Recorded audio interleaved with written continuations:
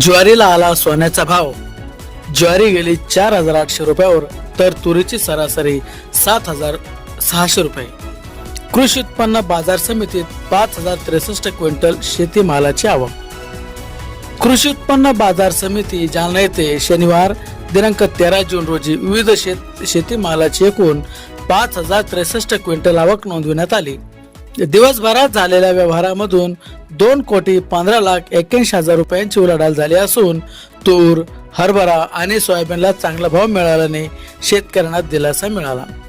बाजार समितीत ज्वारीची आवक सर्वाधिक झाली, 1,020 क्विंटल इतकी झाली.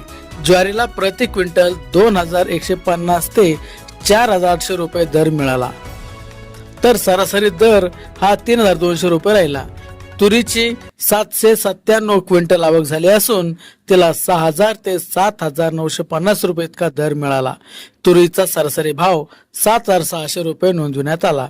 हरभऱ्याची 749 क्विंटल आवक होऊन त्याला 4,500 ते 5,701 रुपये दर मिळाला, तर सोयाबीनची 509 क्विंटल आवक झाली असून सरासरी भाव 6,750 रुपये राहिला.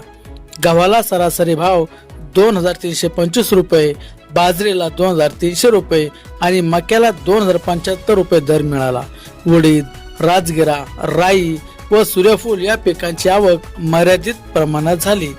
बाजार समितीच्या दैनंदिन अहवालानुसार शेतमालाला समाधानकारक भाव मिळाल्याने शेतकऱ्यामध्ये समाधानाचे वातावरण पाहायला मिळाले.